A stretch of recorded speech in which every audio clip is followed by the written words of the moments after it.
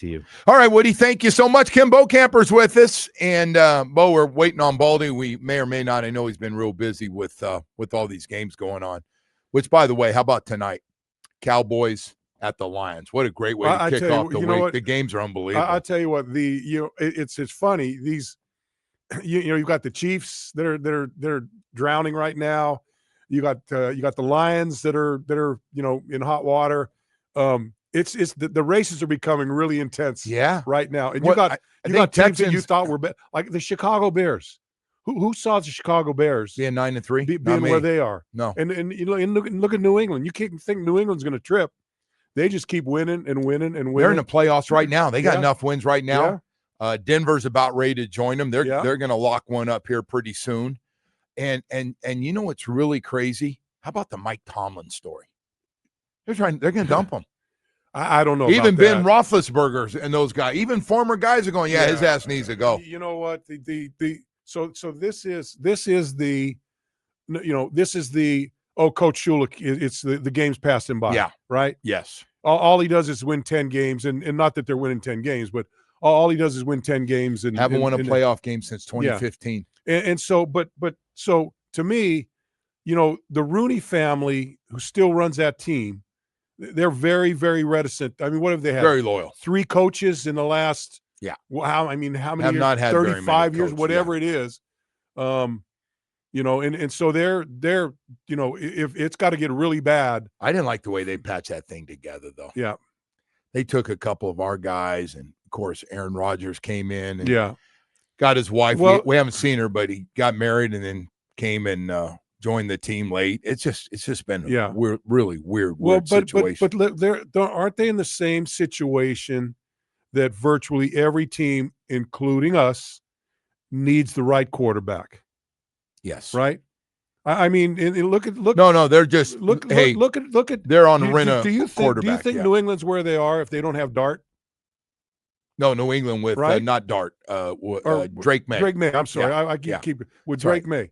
Do you think they're the same team? No, he's really Drake good. May? I think he's so really they found their guy. I think Bo Nix really good for Denver. Yeah, right. And hasn't had great starts, but really good closer in the fourth quarter. So you got that. So it just proves that this is a quarterback-driven league, and if you don't have that quarterback, then you're searching, you're grabbing for straws like Aaron Rodgers and all these guys. You got all these guys that are just So what's amazing? If you're a quarterback now, you could have a 20-year career. You know what's crazy with going back to what we were talking about with the Dolphins.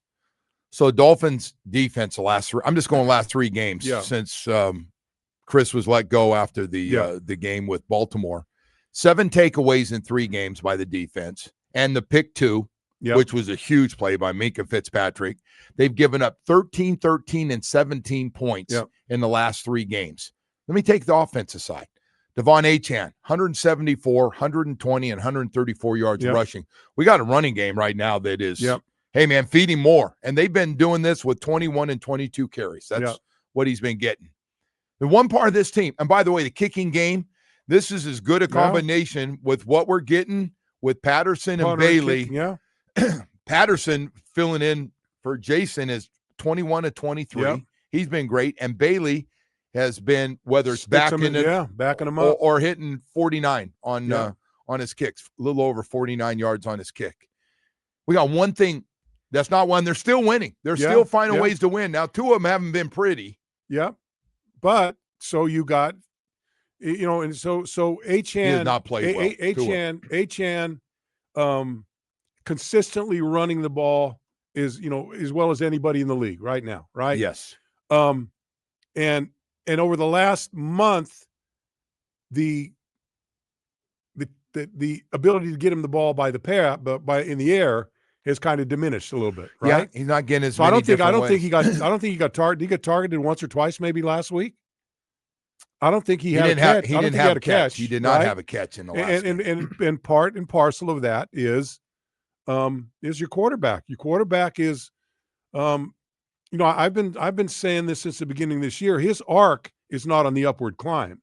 No. His arc is not on the lateral climb. His arc is on the downward slope right now. I would love to be in those meetings with the quarterback coach. Yep. and coordinator and the head coach going, what do we do to get more out of this guy? Right. They've been able to get away with it so far in the last 3 games. Yeah. They've been able to win. But when you pick up in competition here at the end of the year, not to mention the cold weather's not been his best friend. He has not had great games, and hopefully we'll see better play. But, Bo, it's everything. And I know the scrambling thing he's been told by everybody in the organization with his concussion history.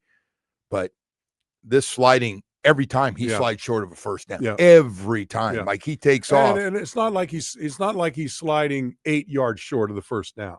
No. Right? Not in that last He's one. a couple yards, 2-3 yards, and then, you know. Then you don't get it on 4th down like the last game. You know, and look, if even if you just try to head fake a guy or something and you don't make it, okay. But you know, those, you know, it's again, you watch the top guys and they're putting their head down, you know, they're, you know, but I know the whole concussion thing, and it's just, well, but even that's not healthy to talk about. It's just not good quarterback play. No. Top to bottom this season. Very, very, you know, very, very pedestrian at best. Yeah. Right. No.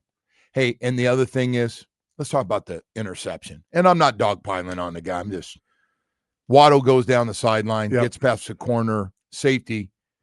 And you and I, it's a bad example. Marino throws that ball. You by the way, it's on a rope. Yeah.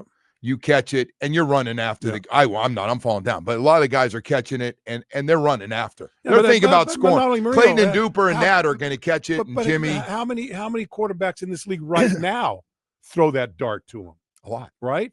Instead of lofting. Those guys were waiting for that ball to come down. Well, that thing took forever. It was like your blimp hanging up there. Yeah. You know? So safety comes over, makes a play on it. That's one of those things where we got 2 defensive guys fighting for the ball, right? Well, by the way, I want to get the cat. They've had a couple of those. Yeah.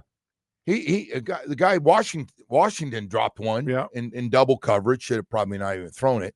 But look, I don't know what they do. I mean, he's a quarterback. He still gives you the best chance to win with the other guys. Yeah. Are you with me on that? I do. Okay. I do. I just want to make sure. Well, and look, you know, and not only that, you've got now Darren Waller back and Greg Dulcich, who's become a really good, you know, using their 2 tight ends. He was a wide receiver at UCLA, right? And then he comes in here and he bulks up a little bit. And now he's a tight end. And you got to, you know, he's proven to be a very good an asset to this passing game. So you got that opportunity. Now you got Waller and those guys in. They had them both on the field at you know, a couple times last week. That gives you that opportunity. I see that some of the heat's on some of the other receivers besides, you know, they're saying, well, Waddle, you know, and Tua's done this more than once. Well, they took Waddle out of the game, or I couldn't see Waddle, or whatever it is. But they need to get another wide receiver going in this thing. Although I think with Devon and the 2 tight ends you just mentioned, now that I think Waller's really good, and I wish they could use him and get him the ball more. I thought they were. I know the one catch, and you and I disagreed on the back of the end zone. He made a catch. I thought it was too high for him. He was wide open.